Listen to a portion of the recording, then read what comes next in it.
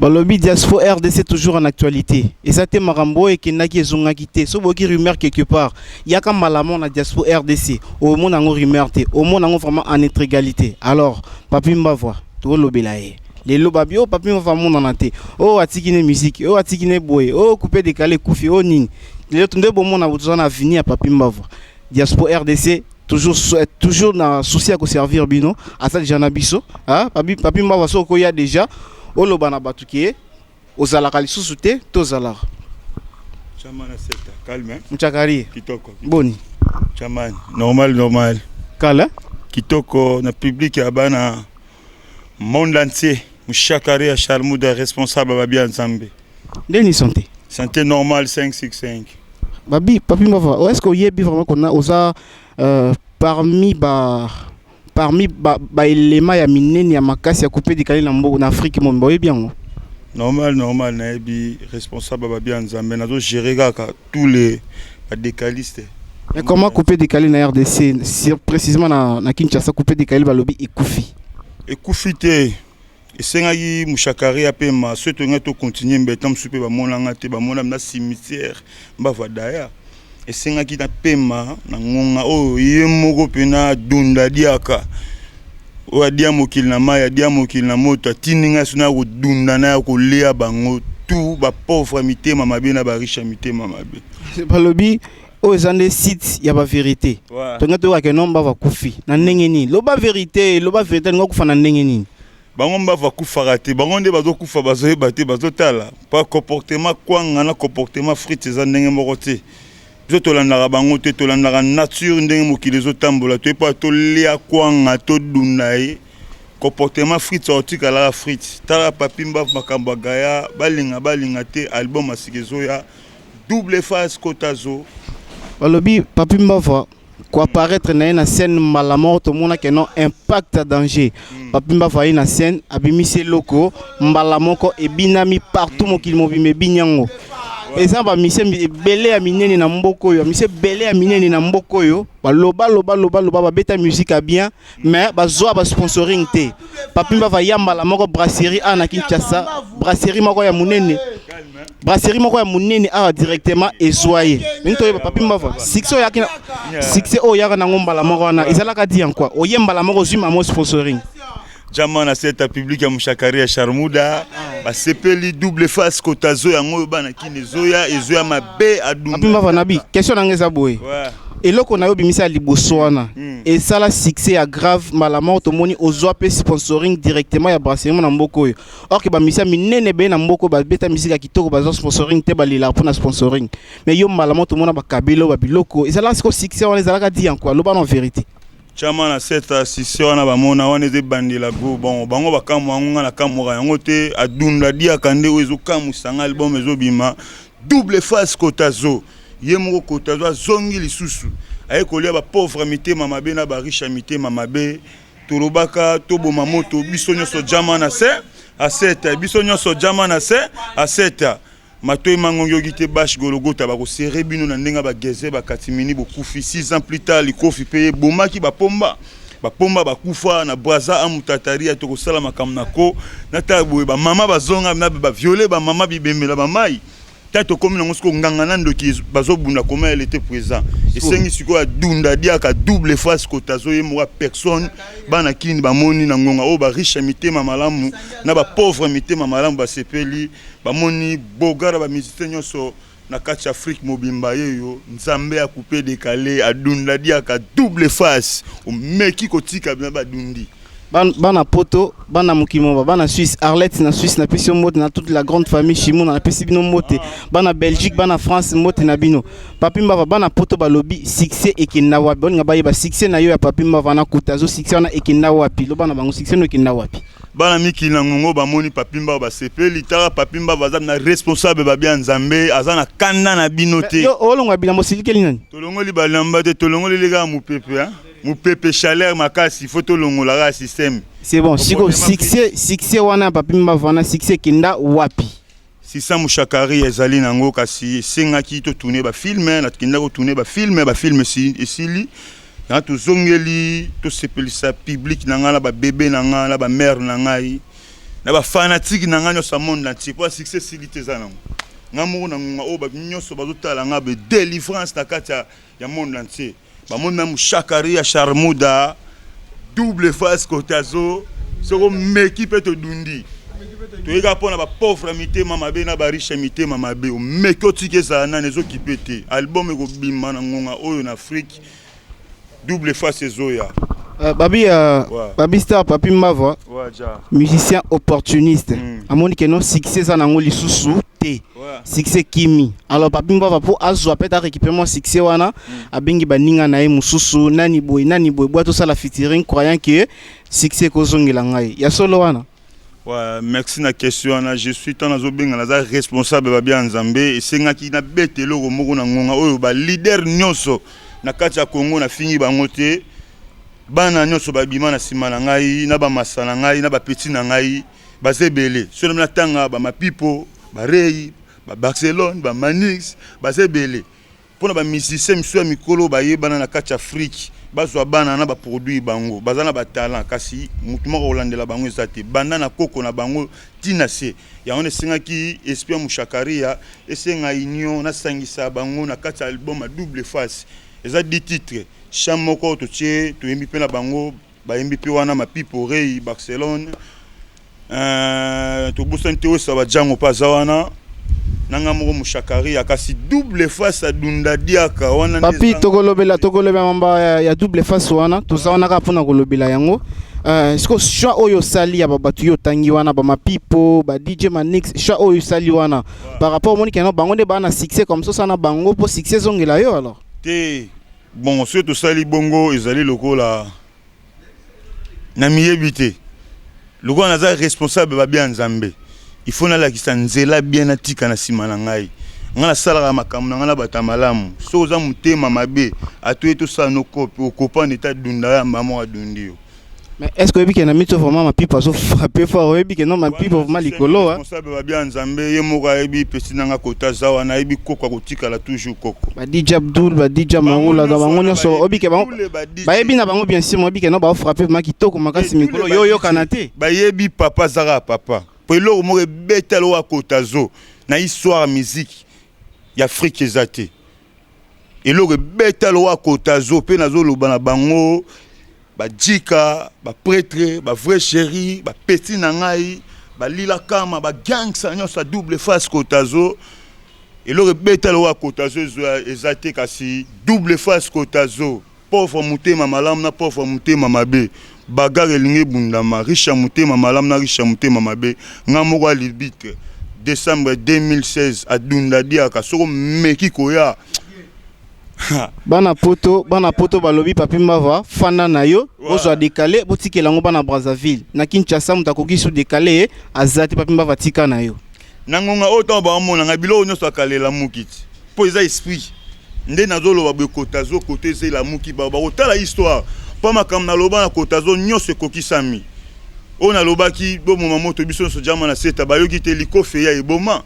amutatari ya tokosala makam na ko ba viola ba mama na ngonga oto komi na nganga na ndoki bazo bunda na ekolonga la musique to nyonso salite na bani ndeti ya nani musique ya nani yo longa salite pete ngai musique religieux so beta ngo na ndenge ya kwanga oliaka batu bambongo na ko bare yo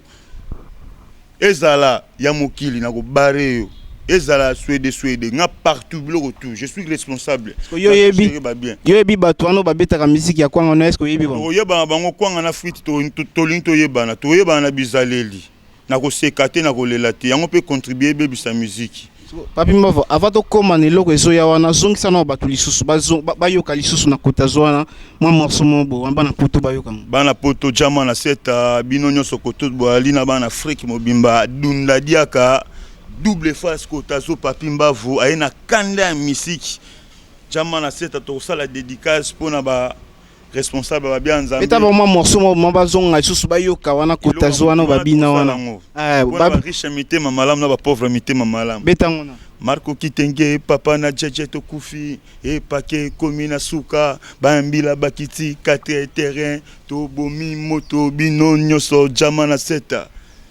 e chiriri adansa chudidi evero come on Papi Mbava chaki le flow isekere panandombolo Yesa Jaman Aseta Jaman Aseta Binako. Wana babi wana eza eloko esala kino bakabela ye mutuka na brasserie moko ya mboka ya munene. Oza kino ba misie belé na mboka na biso basala ba succès ba ti lelo baza na sponsoring te. Papi Mbava beta kaka iloko boto kama morceau wana directement zo sponsor. Mais loko akokama ne Papi Mbava succès kendara aboye yango toye lelo awa toye ba succès ngo kenda wapi. Bino mo boye bi mama lobi pona succès bi esengeka kino il faut la apema. Abiso akonsalinga da esko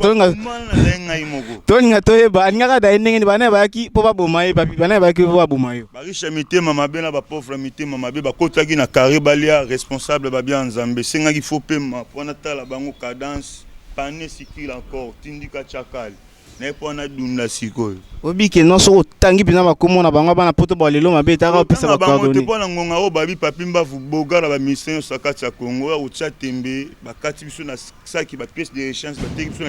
na kipwanza bana kipwanza ba yebi na osila liboso na bango zolo nangana zola l'autre là ba oloba Mbava eleki munoko nangana munoko l'autre là bra nangana bra nani ya Mbava eleki na catégorie o aleki ngana mbongo ali o aleki na bakaba ba alika côté élévation o ya komeka na tikeli double face kotazo Papi Mbava siko coiffure otomoni avant album coiffure wana la kisini coiffure akisi tonde yango coiffure ça veut dire eko kabola bato mabe na bato malamu ça veut dire double face kotazo pauvre mutema malamu na pauvre mutema mabe riche mutema malamu na riche mutema mabe ava boye bango degré ba veni ya bato ezobe ba ndenge mitema na bango ezokoma na banzoto na bango tokonyata na compte riche mutema mabe na pauvre mutema mabe neti mushakare ya riche mutema malamu na ba pauvre mutema malamu chama na seta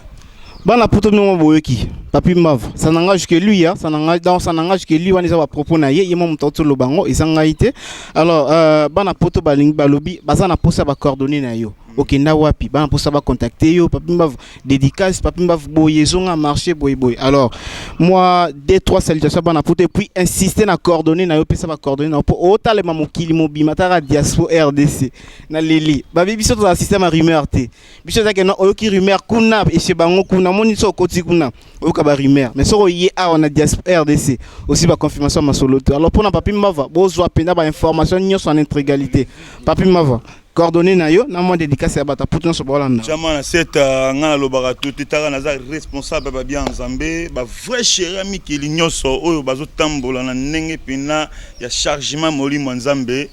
ba pauvre mitema malamu na ba riche mitema malamu na pesi bindo ba mbote bino nyoso kasi ba pauvre mitema mabe na ba riche mitema mabe na monde entier bota le longo na epo na dunda bino na dia bino double face kotazo a dunda diaka Papi Mbava numéro na contact 00243 89 76 11 11 D 89 76 11 11 D 89 76 11 11 D wana soki câble aussi biwa mushakari ya Charmouda Papi Mbava kotazo nzambe ya coupé décalé tous on a besoin ba producteur makasi ba manager o balingi mushakari ya câble wana ba momi o ya tembe o ba momi ya comportement frites moi ça kwanga ko mekate o frites n'est pas ko lia ba pauvre mitema mabe abi ba pauvre mitema mabe papier ko lia bin alors na ba riche mitema mabe album comme on a ngoni et puis sorti nango ezaka koko satelo ba vérité sorti nango ezaka bon sorti nango tonga to tchona décembre sinon to tchena no date te pour nous senga duplication ya mutako kabula yango to so mutu moko bien pour na nyoso zo salama na force ya mushakari ya Charmouda pela ba masana ye album eza 10 titres kasi auditeur wa ko luka ko monana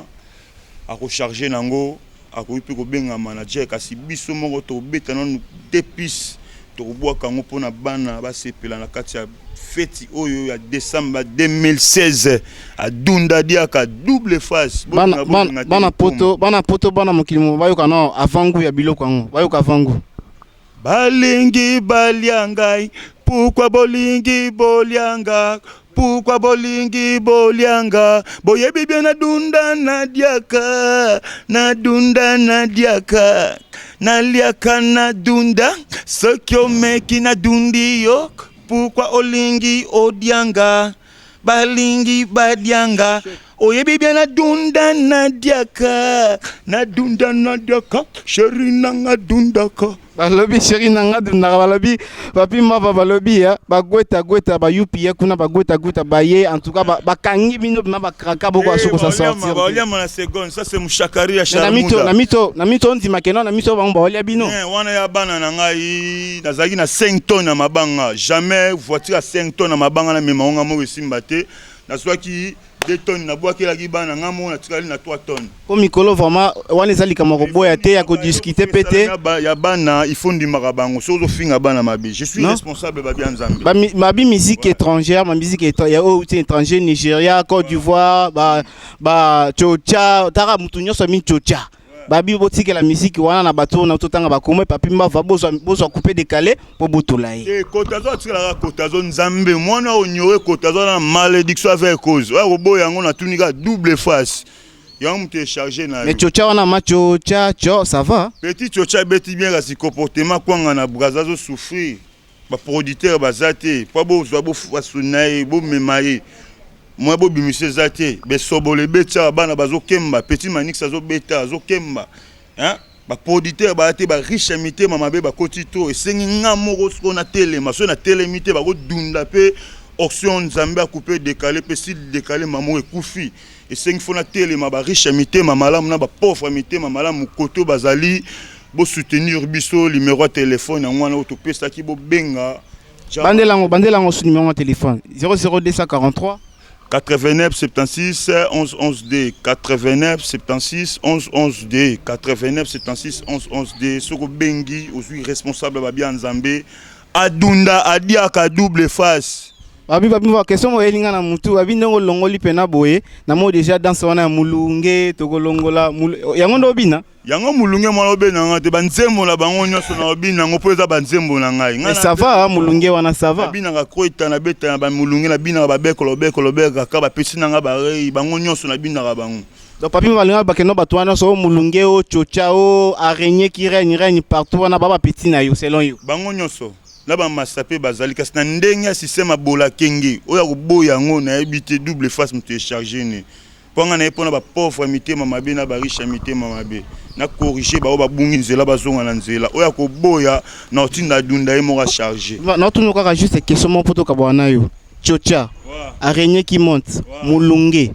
est-ce que sincèrement ozon dimakena bato wana vraiment nde batio na mai okokaso oleka bango lisusuté na mutatsenga na mai azate mutatsenga ba mai lo abana na ba cashman ba américain bango muto linga baningisa kotazo bango na nde bango nyoso zo mona bango ba seba yo pa yo toto bazo silanga la kala troté ngaza mutakala na kacha bato asika na pona la kusa CP na boma nyoso amabe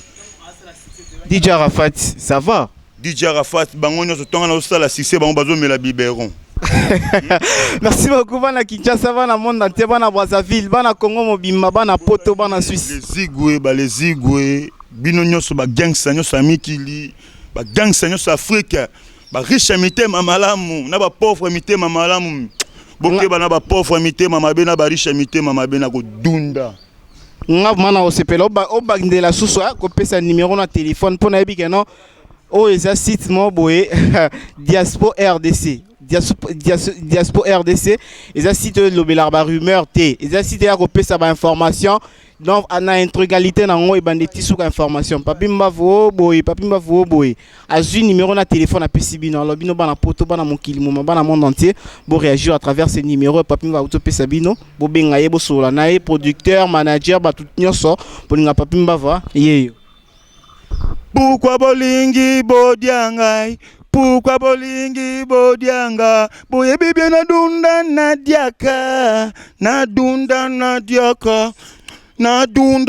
diaka soki omeki na dunda yo naliaka na dunda pourquoi olingi odiangai pourquoi olingi olianga si yolia na ko dunda pourquoi olingi odianga boyebi bien na dunda naliaka na diaka na dunda soki omeki na dunda yo adunda diaka jamana seta. Merci beaucoup papi mbava babito comme na suka merci beaucoup nati bandi son numéro na téléphone nazo insister na yebi pourquoi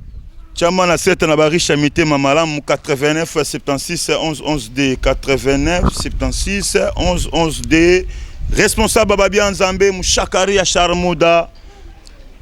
Merci beaucoup nga naza liboso caméra momoni ngai oza sima caméra Matuma Belle Abel Matuma ndeti na film petit nanga Jérémy tous ensemble papi mba va boto ka ba propos na ye nenga lobby ça nanga jusque papi mba va ngai te ceux qui bo menacer na téléphone na appareil bo benga na numéro ya utopie sabino wana na zo assister ka ke non site internet Diaspora RDC nulle part ailleurs so bo ki ba rumeur kuna benga mama dona konde to ki rumeur ba bi boye directement so yitango ya suko kota na site au mona ba rumeur boka ki wana et commis information donc rien à dire rien à commenter Abel Matuma petit nanga Jérémy Netikar na film. Merci beaucoup.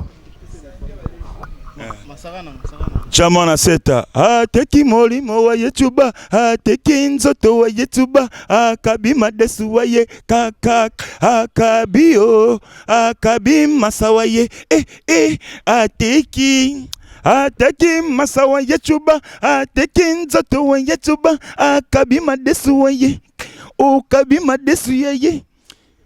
Jamana seta Mouchakari Charmouda. Mina mida mene desinya desi mene dance to desi ya danta danki.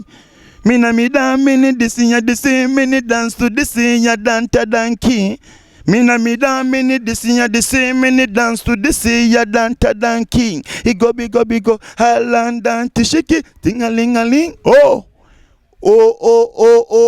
Wela jike luka jaka panya pongrumondo wana wela jike luka jaka panya pongrumondo wa pra madesuyo na lembuliyo madesuyo na kotisiyo tanga bature madesuyo na lembuliyo Jamana soka Mouchakari Charmouda double face kotazo kala totezo ya banakin bébé Lisa Priscilla kitenge batoto wangu Odon akubu makoki tenge tobo sanité fiston bac junior Andy Jamana seta topesi na bana kitambo na bana kimbangu bana Kongo nyoso ja. Après des millions de vidéos mises en ligne, Diaspora RDC vous offre un tout nouveau service de location des caméras, des matériels d'éclairage, des sons et un fond vert pour la réalisation de vos émissions en HD. Mais aussi la couverture de vos mariages, la réalisation de vos séries télévisées, vos clips et toutes sortes d'émissions et reportages. Vous aimez la qualité? Contactez Diaspora RDC au plus 243 81 40 47 978. Je répète, plus 243 81 40 47 978. Diaspora RDC, ensemble de communautés congolaises dispersées à travers le monde.